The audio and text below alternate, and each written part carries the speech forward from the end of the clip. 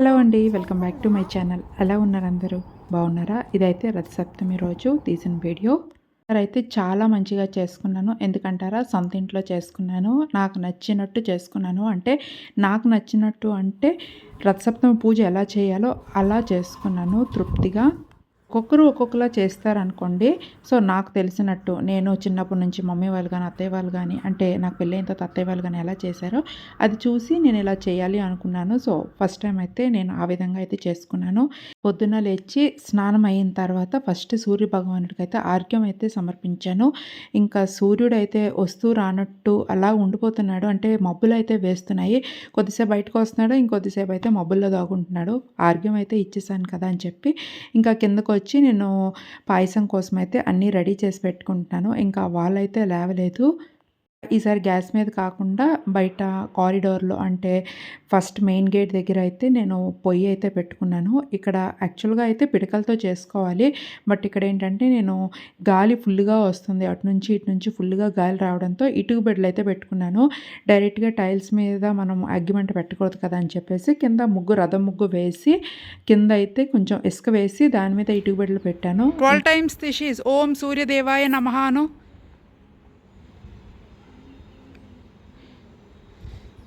ఇక్కడికి వస్తుందండి.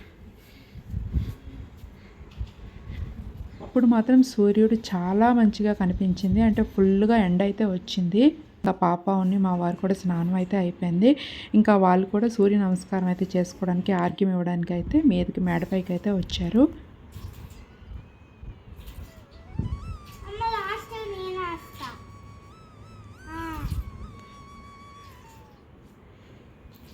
వస్తుందన్న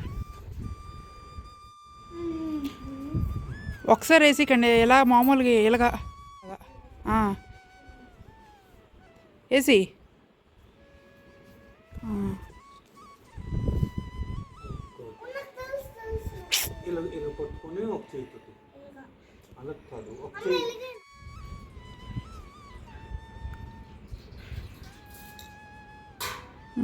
నీళ్ళు చిలకరించుకున్నాం తల మీద.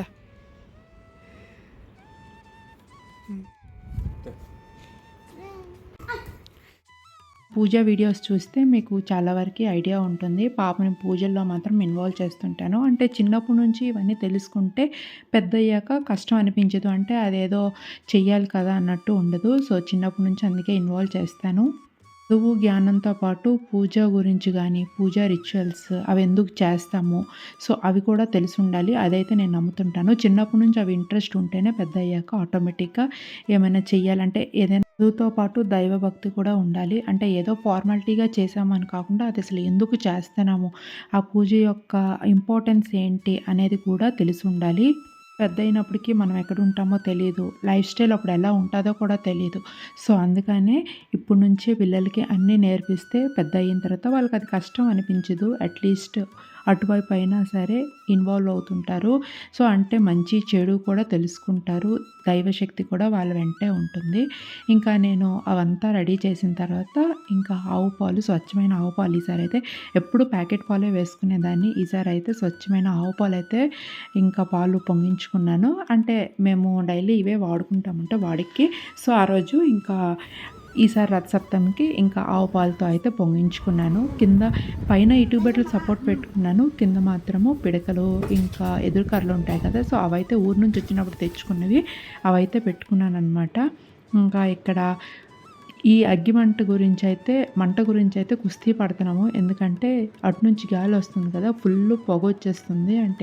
ఊరికే ఆరిపోతుంది. ఇంకా ఎలానో ఒకలాగా అప్పుడు ఏంటంటే కిరోసిన్ వేస్తే మనకి ఫుల్గా వెలిగేది. ఇక్కడ నేను కర్పూరం వేసుకున్నాను, కొంచెం నెయ్యి వేసి. ఇంకా మా వారైతే రంగంలోకి దిగారు. ఇంట్లో పూజ అయితే పొద్దున్నే అయిపోయింది. ఇంకా పాలు పొంగించిన తర్వాత పాయసం ఇక్కడే చేయాలి కాబట్టి ఇంకా నేనైతే అక్కడే కూర్చున్నాను. పాలు పొంగిన తర్వాత ఇంకా ఆల్రెడీ నేను నెయ్యితో కలిపిన బియ్యం అయితే ఉన్నాయి. ఇంకా ఆ రోజు ఏంటంటే మనం నార్మల్గా బియ్యం కడిగాం కదా రథసప్తమి రోజు, ఫ్రీగా అందరం కూర్చున్నాము. పాలు ఎప్పుడు పొంగుతాయా అని వెయిట్ చేస్తున్నాము. పాలు కరెక్ట్గా పైకి వచ్చేసరికి ఊరికే అగ్గి ఆరిపోతుంది. మంట చల్లారిపోవడం వల్ల పాలు కూడా మళ్ళీ కిందకు వెళ్ళిపోతున్నాయి.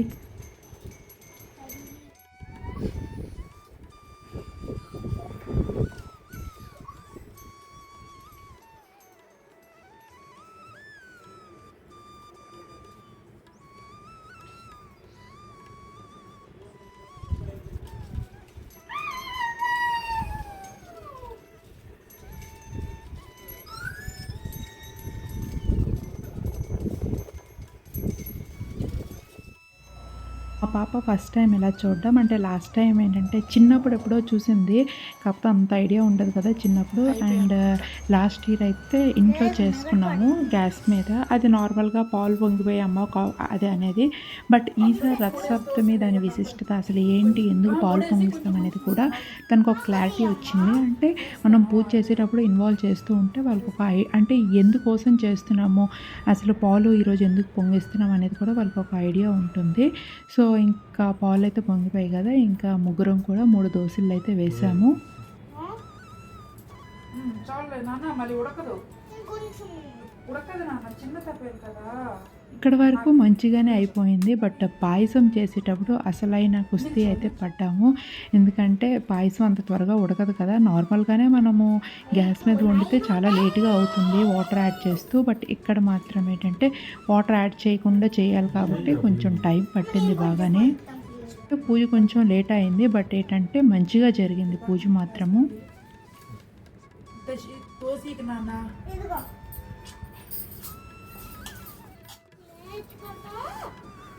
పాయసం అయితే పూజ చెయ్యాలి ఇంకా సూర్యదేవుడికి.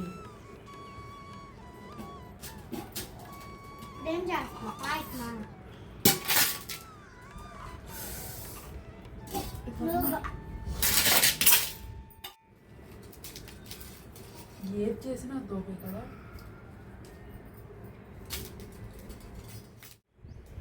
పిల్లల్ని ఇన్వాల్వ్ చేస్తాం గానీ, ఆ పూజ టైంలో చేసే డిస్టర్బెన్స్ ఇంత అంత కాదు. అంటే అన్నీ నేనే చెయ్యాలా అని ఇంకా స్టార్ట్ చేస్తది. ఫైనల్‌గా అయితే పాయసం రెడీ అయిపోయింది. పాయసం రెడీ అయిపోయిన వెంటనే ఇంకా నేను పక్కనైతే తులసమ్మ దగ్గరైతే పూజకైతే అన్నీ రెడీ చేసి పెట్టుకుంటున్నాను.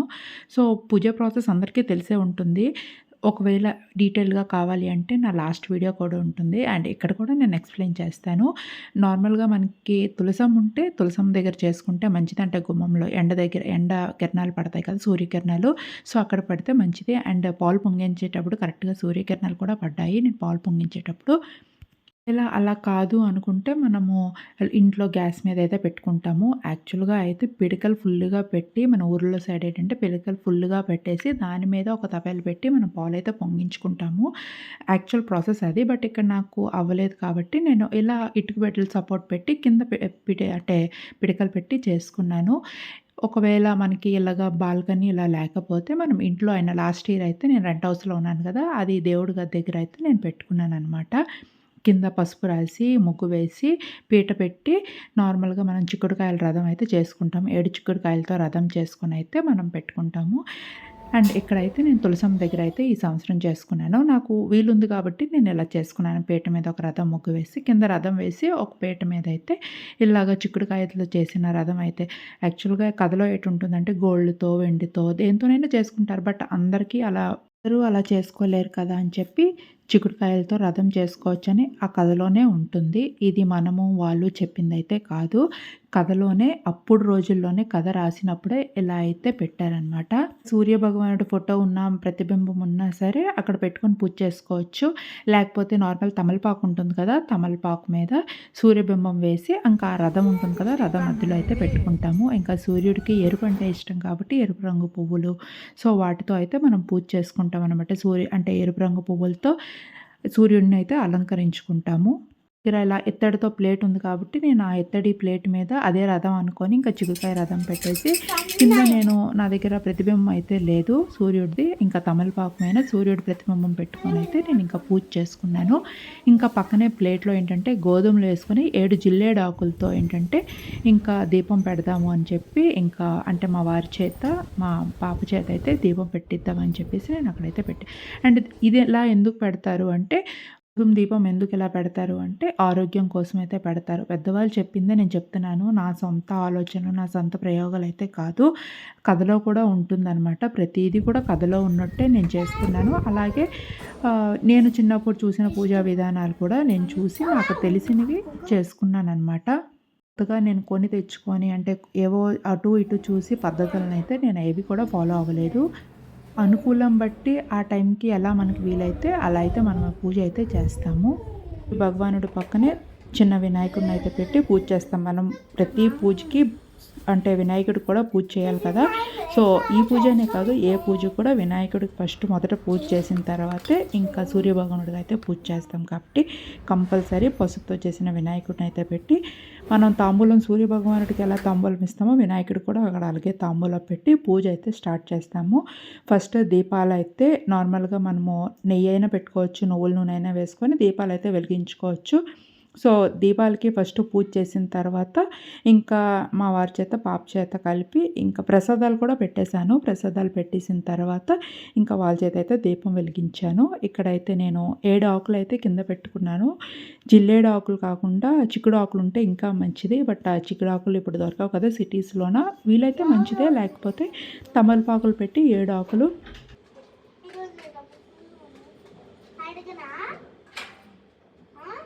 మరి కరకు తీసి వద్దునా తినకూడదు. దేవుడికి ఎట్టినప్పుడు తింటావు నువ్వు. ఏవి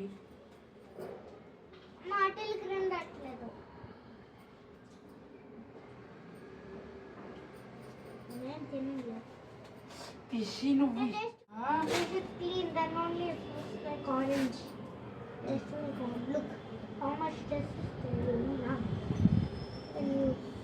లోపల పెట్టి పిల్లలు తింటే మంచిదే. బట్ మా పాప ఏం చేస్తుంది అంటే అవి తినేసి మళ్ళీ ప్లేట్లో వేసేస్తుంది, అంతా ఎంగిల్ చేసేస్తుంది. అందుకనేసి ఇంకా నేను అలా చెప్తున్నాను. ఇంకా ఇక్కడ 7 చిక్కుడాకులు చెప్తున్నాను కదా, ఇంకా 7 తమలపాకులు పెట్టి అన్నిట్లో కూడా పాయసం వేసి ఇంకా రేగిపళ్ళు, చెరుకు అన్నీ కూడా ప్రసాదం పెట్టేసి ఇంకా మన దగ్గర ఏమైతే పళ్ళు ఉంటాయో అవి కూడా పెట్టుకోవాలి. ఇంకా దీపం అన్నీ వెలిగించి ఇంకా దీపాలకి ఫస్ట్ పూజ అయితే చేసి ఇంకా ఫస్ట్ వినాయకుడికి కూడా పూజ చేసి ఇంకా సూర్య భగవానుడికి అయితే పూజ చేస్తాము.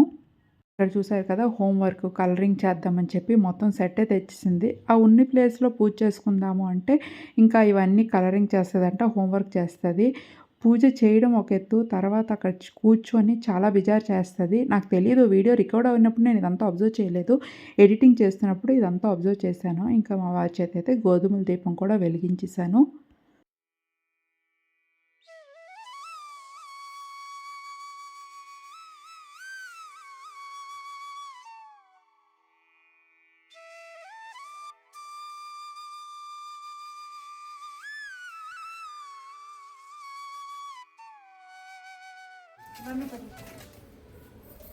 నాకు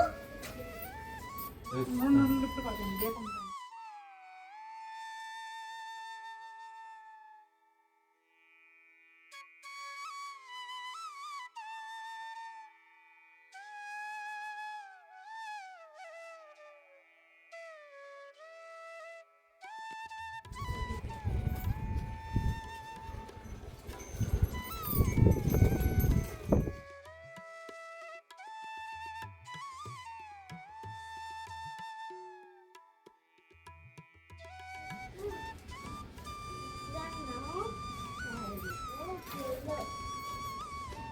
सहस्रविधि जगदेक चक्षुषे जगत्प्रसृति स्थिति नाश हेतवे त्रयी दायिने विरिञ्चि नारायण शङ्करात्मने ततो युद्ध परिश्रांत समरे चिन्तयास्मितं रावणो जागृत दृष्टे युद्धान समुस्वितं दैवत्यैश्वर्य समा ఆ రోజు అక్షింతలు కూడాను సూర్యభగవానుడికి ఎరుపు అంటే ఇష్టం కాబట్టి ఎరుపుతో చేసిన అక్షింతలు ఇంకా దేవుడికైతే పూజించాలి.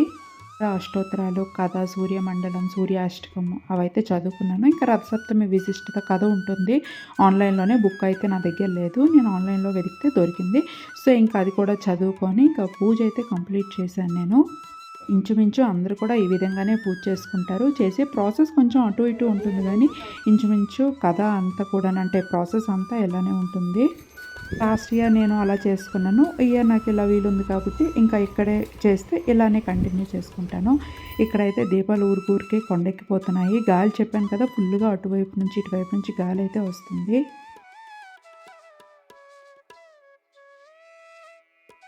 పూజ అయినంత వరకు నేను మా వారైతే ఏం తినలేదు. పాపకైతే పాలు ఇచ్చేసాను. పిల్లలు కాబట్టి ఆకలితో ఉండలేరు.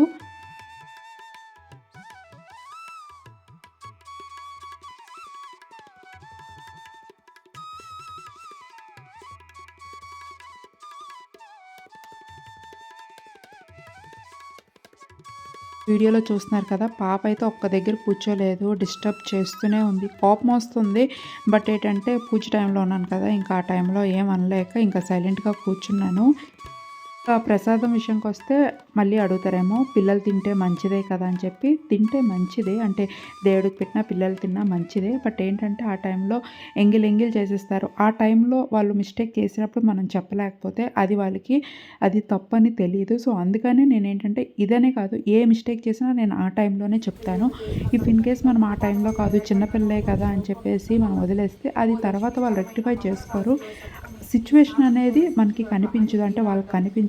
ఓకే, ఎప్పుడో చెప్పారు కదా అని చెప్పి వాళ్ళు వదిలేస్తారు. అదే సిచ్యువేషన్ జరిగినప్పుడు, వాళ్ళు తప్పు చేసినప్పుడు మనం అది తప్పు అని చెప్తే వాళ్ళు అది అర్థం చేసుకుంటారు. కొంచెం టైం పట్టినా సరే అది లేట్‌గా అయినా అర్థం చేసుకుంటారు. కాకపోతే చెప్పడం అనేది మన బాధ్యత.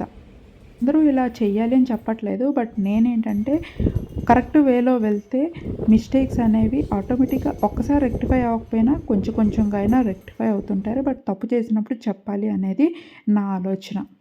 చిన్న పిల్లే కదా, తెలుసుకుంటారులే కదా అని వదిలేస్తే ఎప్పటికీ అది తెలుసుకోరు. ఆ సిచ్యువేషన్స్ మళ్ళీ రాకపోవచ్చు. ఒక పూజ వీడియోలో ఇవన్నీ ఎందుకక్క అని మీకు డౌట్ రావచ్చు. అలా కాదు. అంటే ఇక్కడ కొన్ని దగ్గర నేను కోప్పడనివి కూడా ఉండొచ్చు. ఎందుకు నేను అలా చెప్తున్నానంటే, మనం అక్కడ కోప్పడుతున్నవేమి కనబడతాయి గానీ, వాళ్ళు చేసిన మిస్టేక్స్ అయితే కనబడవు కదా! సో, అందుకని నేను ఎందుకు అలా కోప్పడుతున్నాను అనేది ఈ వీడియోలో అయితే చెప్తున్నాను. అండ్ పూజ అయితే మంచిగా కంప్లీట్ అయింది. ఇంకా దేవుడికైతే సూర్యభగవానుడికి ధూపం వేస్తున్నాను. ధూపం కూడా వేసి ఇంకా మా వారైతే, నేను చాలా వీడియోస్‌లో చెప్పాను, పూజ అంతా అయిన తర్వాత మా వారి చేత కొబ్బరికాయ కొట్టిపిస్తాను. సో, ఇంటి యజమాని కొడితే అది ఇంటిల్లిపాదికి వర్తిస్తుంది. సో, అందుకే అతని చేతే కొట్టిపించేసి ఇంకా పూజ అయితే కంప్లీట్ చేస్తాను.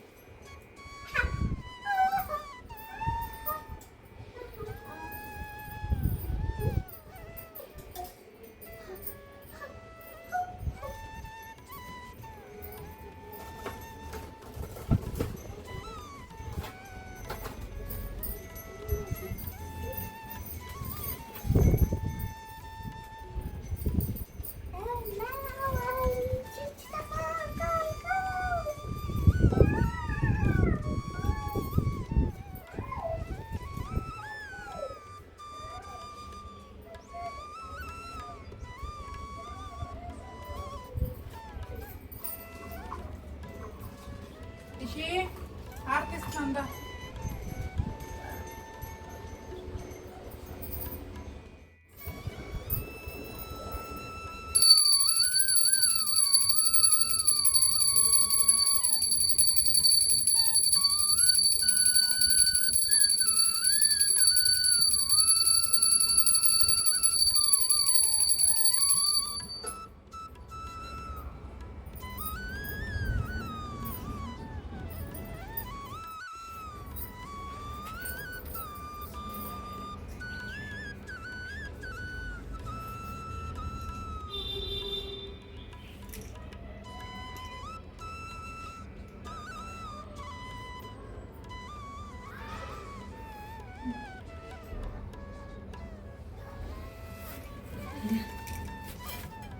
సూర్యనారాయణ పంపిస్తాను. టిష్లు రానన్నా తర్వాత వంటలన్నీ.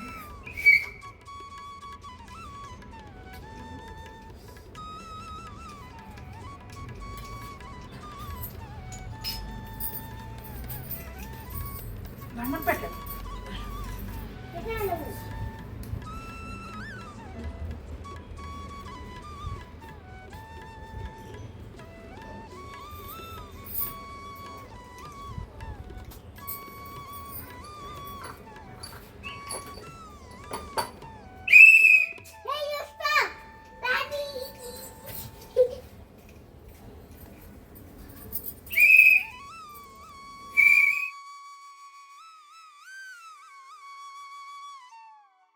ఈసారి మా రథసప్తమి పూజ ఈ విధంగా అయితే జరిగింది. ఇంచుమించు ప్రతి సంవత్సరం ఇలానే జరుగుతుందనుకోండి. ఇంకా పంచామృతం కూడా నేను పెట్టుకున్నాను.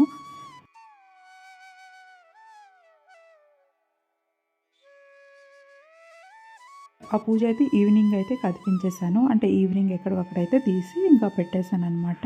ఇంకా గోధుమలు అయితే ఉన్నాయి కదా! అవైతే నెక్స్ట్ రోజైతే ముందు రోజు నానబెట్టేసి నెక్స్ట్ రోజు చిక్కుడుకాయలు అవన్నీ కూడాను ఇంకా ఆవుకైతే పెట్టేసాననమాట. ఇంకా ఈవినింగ్ అయితే సూర్య భగవానుడి గుడికైతే వెళ్ళాము. ఇది ఫస్ట్ టైం ఇక్కడికైతే మేము రావటము. చాలా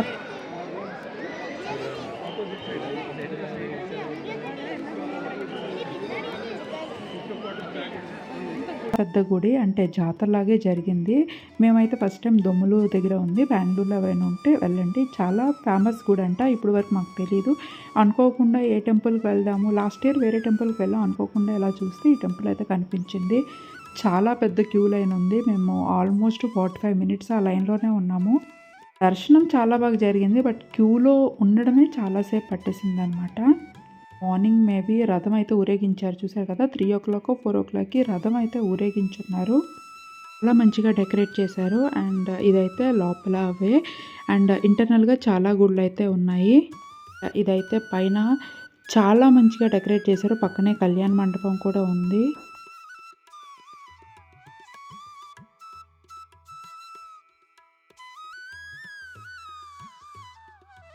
పూల్లో ఎన్ని కలర్స్ ఉంటాయో అన్ని కలర్స్‌తో అయితే ఇక్కడ డెకరేట్ చేశారు.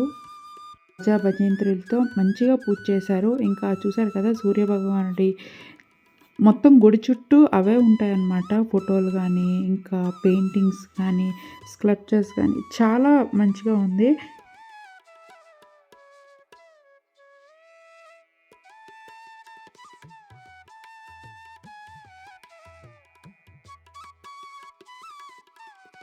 అయితే చాలామంది వీడియో కాల్స్ చేసి వాళ్ళ ఫ్యామిలీ మెంబర్స్‌కి చూపించడము. అంటే అంత మంచిగా డెకరేట్ చేశారు. ఇలాంటివి మళ్ళీ మళ్ళీ చూడలేం కదా! ఇయర్‌కి ఒక్కసారి వచ్చే పూజలు. సో, ఆ టైంలో అలాంటి స్పెసిఫిక్ ప్లేసులకి వెళ్ళి, అలాంటి స్పెసిఫిక్ టెంపుల్స్‌కి వెళ్ళినప్పుడు మాత్రమే మనకి ఇలాంటివైతే కనిపిస్తుంటాయి. ఇంతకీ సూర్యభగవానుడి అసలైన దేవుడిని చూపించలేదు కదా! సో, అదేంటంటే లోపల వీడియో తీసుకోవడానికి అవ్వలేదు. అంటే ఫుల్ క్రౌడ్ ఉండడం వల్ల లేకపోతే నార్మల్‌గా తీసుకోవచ్చు. ఇది పూజ మంచిగా అయిన తర్వాత ఇంకా బయటకొచ్చిన తర్వాత పాప ఇంకా కోసం ఈ స్టీల్ సామాన్ల సెట్ అయితే తీసుకుని ఎప్పుడు కూడా నేను వంట చేయాలి అంటది. ప్లాస్టిక్‌లో ఉన్నాయి బట్ ఎందుకులే అని చెప్పి ఎన్నో రోజుల నుంచి అనుకుంటున్నాము తీసుకుందాము అని చెప్పేసి. బట్ ఇక్కడేంటంటే అన్నీ కూడా ఒక్కొక్క సెట్ అయితే తీసుకున్నాను నేనిక్కడ. నా దగ్గర ఏమేమి ఐటెమ్స్ ఉన్నాయో అవే కావాలి అన్నది.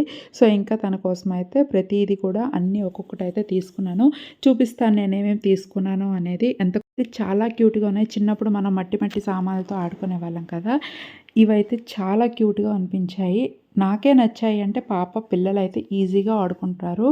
అన్ని రూ. 10 ఉన్నాయి, రూ. 20 ఉన్నాయి. అంటే స్టీల్ సామాన్‌లో మనం నార్మల్‌గా ఇంట్లో కిచెన్‌లో ఎలాంటి సామాన్లు ఉన్నాయో ఆల్మోస్ట్ అన్ని ఐటెమ్స్ కూడా ఉన్నాయి.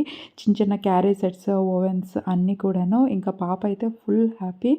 ఈ వీడియో మీకు నచ్చింది అనుకుంటున్నాను. వీడియో నచ్చితే లైక్, షేర్, సబ్స్క్రైబ్ చేసుకోండి. ఇక్కడితో అయితే వీడియో ఎండ్ చేస్తాను. మరొక మంచి వీడియోతో మళ్ళీ మీ ముందుకి వస్తాను. Thank you for watching. Until then bye.